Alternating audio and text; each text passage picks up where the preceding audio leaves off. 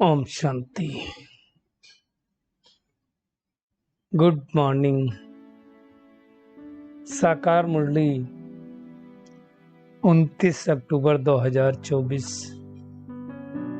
बाबा का मीठा मीठा लेटर हम मीठे मीठे बच्चों के मीठे मंथन के लिए। मंथन शुरू करने से पहले ज्ञान सूर्य शिव बाबा की लाइट और माइट भरी किरणों के नीचे बैठ जाते हैं और अनुभव करते हैं कि मैं लाइट स्वरूप माइट स्वरूप आत्मा हूं। आज की साकार मुरली 2 शब्दों के ऊपर है और वो 2 शब्द हैं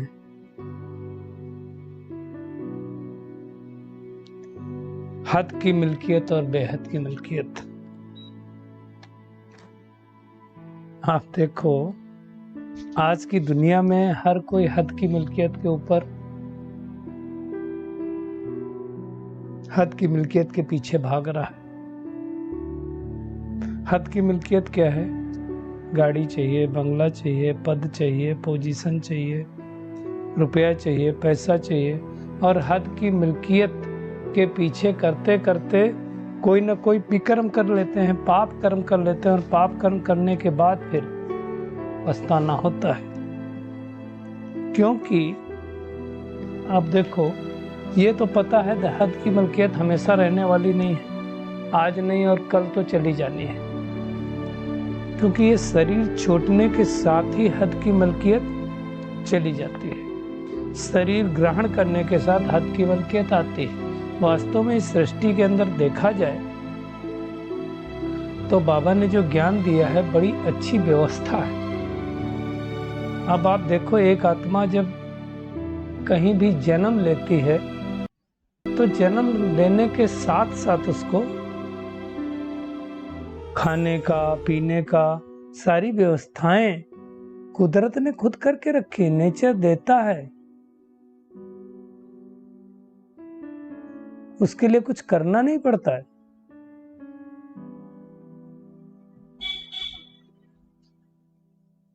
सब कुछ इस नेचर में जैसे है ही। आप कहीं भी देखो, जब कोई जन्म लेता है तो उसके क्या बोलेंगे, कार्मिक अकाउंट के हिसाब से उसको सब कुछ मिलता है। माँ बाप मिलते हैं, माँ का दूध मिलता है, रहने का घर मिलता है और फिर उसके हिसाब से उसकी प्रॉपर्टी और सब कुछ मिलता है। बड़ा होता है, वो बहुत कुछ करता है, सोचता मैंने बहुत कुछ किया। ये नेचर में व्यवस्था है, आपने कुछ किया नहीं। उस व्यवस्था में आप एक पार्ट होकर के आप उन चीजों को कमाते हैं। फिर कमा कमा करके कोई बड़ा होता है, पद पाता है, पोजीशन पाता है और लास्ट में यहीं से लिया तो यहीं छोड़ करके चले जाना है। ये हद की मिल्कियत है। फिर अगला जन्म लगे, वहां की व्यवस्था अलग है और भगवान आकर के हमें बेहद की मिल्कियत दे रहा है। बेहद की मिल्कियत में कोई लिमिटेशन नहीं है। आज जैसे लिमिटेशन है कि मेरे बॉर्डर में नहीं चले जाना। आप देखो, पूरे अगर आप वर्ल्ड वाइज देखो तो एक देश दूसरे देश में नहीं जा सकते। एक देश का जो एयर बेज होता है उस एयर बेज में नहीं जा सकते हैं, हमारे समुद्र में नहीं जा सकते हैं। ये सब हद की लिमिटेशन से मिल्कियत है। बेहद में ऐसा नहीं होता है, लेकिन फिर भी उस हद का कितना अभिमान रहता है, कितना गुमान रहता है लोगों को। एक बारी एक व्यक्ति जो है एक सन्यासी के पास गया और उनके सामने बड़ी डींगे मारने लगा, मैं इतना बड़ा वो हूँ, उतना बड़ा वो हूँ, हाँ मेरे को इतने लोग मानते हैं। तो वो जो सन्यासी था उसके यहाँ एक ग्लोब रखा हुआ था। उसने विश्व ग्लोब को घुमाया और कहा इसमें आप अपना स्थान बताइए। तो पहले तो अपना देश ढूंढा, फिर देश ढूंढ करके एक प्रांत ढूंढा, प्रांत ढूंढ करके डिस्ट्रिक्ट ढूंढा, डिस्ट्रिक्ट ढूंढ करके फिर शहर ढूंढा। बोला ये है मेरा जगह और इसमें इतना बड़ा हमारा एरिया है। सन्यासी ने कहा किस बात का अभिमान है? 3 लोक हैं, उन तीनों लोकों में से पृथ्वी लोक में से 200 कंट्री में से एक कंट्री में से एक प्रांत में छोटे से हिस्से में आप रहते हो, किस बात का अभिमान है? तो हद की मिल्कियत तो हद की होती है, और बेहद की मिल्कियत क्या है? तो बेहद की मिल्कियत अर्थात सत्युग की बात सही, जहां पे किसी चीज की कोई लिमिटेशन नहीं। मेरा एयरबेज ऐसा कुछ नहीं है, सब कुछ लक्ष्मी नारायण पूरे विश्व में उड़ सकते हैं, पूरे विश्व में जा सकते हैं, और हम ये बेहद की मिल्कियत को प्राप्त करने के लिए बेहद के पिता के पास आए हैं, बेहद के बाप के पास आए हैं। तो चेक करना है कि हम जब मिल्कियत के लिए आए हैं तो मिल्कियत प्राप्त कर रहे हैं। हमारा बुद्धि कहीं सूक्ष्म जंजीरों में तो नहीं फंसी हुई है। बाबा ने कहा जैसे हद के बाप, हद के भाई, चाचे, काके, मामे, हद की पाई पैसे में भी बड़ा मोह रहता है। तो बेहद की हम कमाई के लिए आए हैं, फिर भी ऐसा माया मोह में हम अगर फंस जाएं तो हमारी क्या गति होगी? सोचो, मैंपन अगर आ जाए, कई लोगों को बहुत मैंपन रहता है ना, इसलिए बाबा कहता है कोई मैंपन नहीं, मेरा कुछ नहीं, मेरा एक ही है, वो है बाबा। ये मैंपन से जिस दिन हम मुक्त हो जाएंगे उस दिन हमें बेहद की मिल्कियत मिल जाएगी। और उसके लिए जरूरी है, जो बाबा ने आज मुरली में कहा, सत्संग की जरूरत है। सत्संग का मतलब क्या होता है? लेक्चर देने को सत्संग नहीं कहा जाता, बोलने को सत्संग नहीं कहा जाता। हमारे आचरण से दिखना चाहिए, हमारे व्यवहार से दिखना चाहिए। तो सत्य का संग एक परमात्मा का संग है, बाकी सब झूठे संग है। हाँ, कुछ बच्चे जिनकी मन की स्थिति बहुत अच्छी, पुरुषार्थ बहुत अच्छा है, तो उनका संग भी कर सकते हैं, लेकिन सबसे अच्छा संग है परमात्मा का। इसलिए झूठ संग में कभी नहीं जाना। और एक चीज हम सब को याद रखनी, जिस चीज के लिए हमारा कॉन्शियस न अलाउ करे, इनर कॉन्शियस जिसको बोलते हैं, वो कर्म कभी नहीं करने का।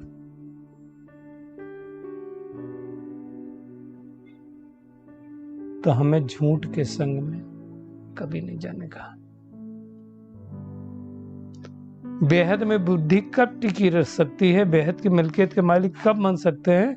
बाबा ने 2 टूक शब्दों में कहा है, जब बुद्धि में सुदर्शन चक्र फिरता रहे कि मैं आत्मा परमधाम में थी, मैं आत्मा सतयुग में आई, मैं आत्मा त्रेता में आई, मैं आत्मा ही द्वापर में आई, मैं आत्मा ही कलयुग में थी, और अब मैं आत्मा ही संगम युग में आई हूं। और जो कुछ इस ड्रामा में चल रहा है तब कुछ नूंद है, नथिंग न्यू। ये पाठ पक्का करना है। कल पहले भी जो हुआ था वो हो रहा है। कल पहले जिस आत्मा का जो पाठ था, आत्मा वो बजा रही। हमें किसी के पाठ को देख करके ऊपर नीचे नहीं होना है। अच्छा बजा रही, बुरा बजा रही, बजाने दो। हमें अपने पाठ को देख करके उसमें सुधारते जाना है। बाबा कहता है ये बात अगर बुद्धि में अच्छी तरह आ जाए तो बेहद में टिक सकते हैं। और एक बात बाबा ने कहा, बेहद में बुद्धि कब टिकी रह सकती है? जब ये निश्चय हो जाए कि विनाश तो होना ही है, वापस घर जाना ही है,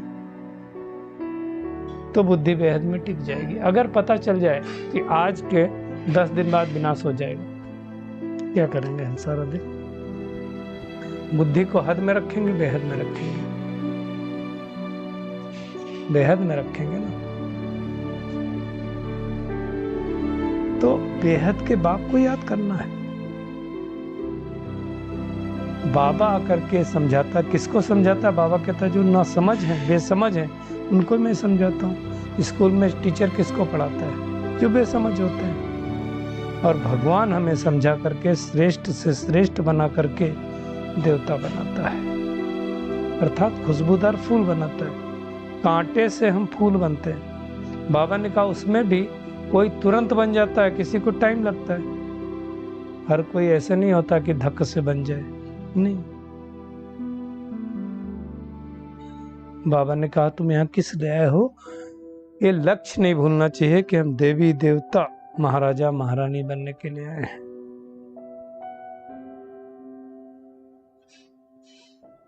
साइंस को भी बाबा ने आज याद किया कि साइंस वालों का कितना पंप है ना। क्या से क्या बना दिया है साइंस वालों ने, महल माड़ियां जाने क्या क्या बना दिया, समुद्र के अंदर 5 स्टार 7 स्टार होटल बना दिया। लेकिन देखो जब क्लाइमेटीज आती है, अभी भी दुबई का देखा था ना, तो सारी चीजें तहस नहस हो गई। मतलब जो कुदरत का कहर होता है उसके आगे कोई चीज टिक नहीं सकती है। तो बाबा कहते हैं सब सारी चीजें जाने वाली है ना। जब दुख होता है तो लोग क्या कहते हैं, हाय राम। हम बच्चे ऐसे शब्द नहीं बोल सकते ना, इसलिए कहावत भी है, दुख में सुमिरन सब करें, सुख में करें न कोई। जो सुख में सुमिरन करे तो दुख काहे को हो। बाबा ने आज सत्य का संग और झूठ के संग के बारे में भी कहा। झूठ का संग तो जन्म जन्मांतर करते ही आए ना। अब इस पुरुषोत्तम युग में एक सत्य का संग मिला, इसमें भी अगर हम झूठ का सहारा लेंगे तो क्या करेंगे। तो हमें झूठ का सहारा नहीं लेना। अगर मैं आत्मा सही हूं अपनी जगह पर तो हमें किसी से डरने की जरूरत नहीं, किसी झूठ का सहारा लेने की जरूरत नहीं। मुझे आत्मा के कल्याण के लिए जो अच्छा होगा वो मैं आत्मा करूंगी, भले उसमें समाज को न अच्छा लगे, दुनिया को न अच्छा लगे। अगर सही है, सत्य का संग है तो दुनिया एक तरफ, मैं एक तरफ। डरने की बात नहीं। आप देखो जब संस्था बनी तो कितना अपोजिशन हुआ, लेकिन ब्रह्मा बाबा कभी हिले नहीं। दुनिया अपोज में थी, लेकिन सत्य की नाव हिलेगी डुलेगी, डूब नहीं सकती। तो सत्य का हमें संग करना है, झूठ का नहीं। भगवान आए हैं हम पतितों को पावन बना करके ले जाने के लिए, है ना। ये हमारी हम सबकी रूहानी यात्रा है। रूहानी यात्रा मतलब आत्मा की यात्रा है। तो हमें बाबा को याद करके दैवी गुण धारण करने हैं। बाबा ने कहा देखो 3-4 बातें मुख्य हैं जो बुद्धि में रखो। एक, विनाश होना है, कोई रोक नहीं सकता। 5000 वर्ष पहले भी हम गए थे, इस सृष्टि को छोड़ के फिर से जाएंगे। और 5000 साल पहले भी हम इस सतयुग में आए थे, फिर से आएंगे, है ना। इसलिए कहा जाता है राम गयो रावण गयो जाको बहु परिवार। कहा जाता है 1 लाख पूत 1.25 लाख नाती, ता रावण घर दिया न बाती। कुछ नहीं बचा उसके घर में, ऐसा कहा जाता है, कहावत है। बाकी 1 लाख पुत्र थोड़ी किसी के होते हैं। तो सबको जाना है, हमको भी जाना है। हमारी एम ऑब्जेक्ट सामने खड़ी। बाबा ने कहा जो लक्ष्मी नारायण का चित्र है यही तो साक्षात्कार है। और क्या साक्षात तो चित्र है। साक्षात्कार का मतलब क्या होता है? साक्षात सामने दिखे उसका आकार। साक्षात्कार का मतलब साक्षात उसका आकार दिखे, तो दिख रहा है। बाबा कहते बाकी मेरा क्या साक्षात्कार करेंगे। इस समय हम संगम युगी ईश्वरीय परिवार के हैं, न हम सतयुगी हैं न हम कलयुगी हैं। और हम इस समय परमात्मा से ऐसी श्रेष्ठ पढ़ाई पढ़ रहे हैं, है ना। तो बाबा ने आज क्या कहा, होशियार होकर के औरों को और समान बनाना। पहले अपनी सेवा करनी, फिर भारत की सेवा करनी, सबकी सेवा करनी। बाबा ने कहा घर में भी सेवा कर सकते हो। कितनी इंपॉर्टेंट बात है, डबल अंडरलाइन करेंगे। पढ़ने के लिए जाना है सेंटर पे या गीता पाठशाला में, लेकिन सेवा तो करनी है ना। और फिर होशियार होकर सबको समझाना है। बाबा ने कहा अब पढ़ेंगे वही आकर के जो सतयुग जाने वाले होंगे, बाकी सब थोड़ी पढ़ेंगे। तो बाबा ने कहा स्थापना, विनाश और पालना, ये 3 कर्तव्य इस समय चल रहे हैं। तो सब बच्चों को पता, बाकी दुनिया में किसी को नहीं पता है। तो ऐसे ट्रुथ बाबा से ये सत्य ज्ञान सीख करके हमें अपना जन्म जन्मांतर का भाग्य प्राप्त कर लेना है। बाबा ने कहा मैं तो हूँ निराकारी। शिवलिंग भी जो रखते हैं मंदिर के अंदर क्यों रखते हैं? क्योंकि वो निराकार है, आकार नहीं है कोई, है ना, लेकिन नाम रूप सब कुछ है। ऐसा थोड़ी है निराकार है तो उसका ना नाम है, न रूप है, न देश न काल, ऐसा नहीं, सब कुछ है। नाम भी है सदा शिव माने कल्याणकारी, रूप भी है ज्योति स्वरूप, रहने वाला भी है परम धाम का, कर्तव्य भी है एदा एदा ही धर्म ग्लानि, तो सब कुछ करता है वो। वही बाप भी है, टीचर भी है, सदगुरु भी है, और हम सबको अच्छी रीत से पढ़ा भी रहा है। तो आज का टेक होम क्या है? एक तो बेहद की मिल्कियत प्राप्त करने के लिए सुदर्शन चक्रधारी बनना है और सदैव एक सत्य के संग में रहना है। इस दुखधाम का बुद्धि से संन्यास कर शांति धाम और सुख धाम स्मृति में रखना है। भारत की वो अपनी सच्ची सेवा करनी है, सबको रूहानी नॉलेज सुनानी है, देनी है। अपना सदगी जन्म सिद्ध अधिकार लेने के लिए एक बाप में पूरा निश्चय रखना है। अंदर से अजपा जाप चलता रहे कि मैं आत्मा हूं, ड्रामा में मेरा पार्ट सबसे अच्छा है, और ये जो पढ़ाई बाबा की है इसको रोज पढ़नी है। बाबा का वरदान है सर्व संबंधों की अनुभूति के साथ प्राप्तियों की खुशी का अनुभव करने वाले तृप्त आत्मा भव। सर्व संबंधों की अनुभूति के साथ प्राप्तियों की खुशी का अनुभव करने वाले तृप्त आत्मा भव।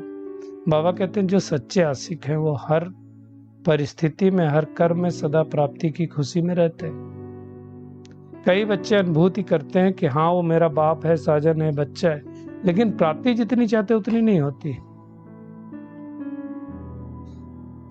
क्यों नहीं होती? कहीं न कहीं फिर मैंपन है।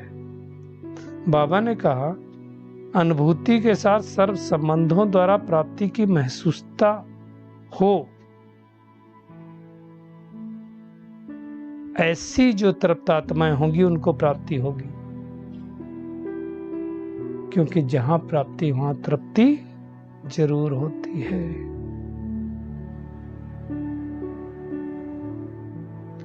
जहां सर्व संबंध है वहां प्राप्ति होनी होनी है, तो ऐसे सर्व संबंध बाबा के साथ जोड़ना है। स्लोगन है निमित्त बनो तो सेवा की सफलता का शेयर मिल जाएगा। जो कुछ करो निमित्त बन करके करो, मैंपन नहीं होना चाहिए, मेरा कुछ नहीं है, मेरा एक बाबा है और बाकी सब कुछ तेरा है। तो ये जब मैंपन से हम मुक्त हो जाएंगे तो हम संपूर्ण बन जाएंगे। शुक्रिया मीठे प्यारे बाप दादा, शुक्रिया आप सभी का इस मीठे मंथन के लिए। ओम शांति।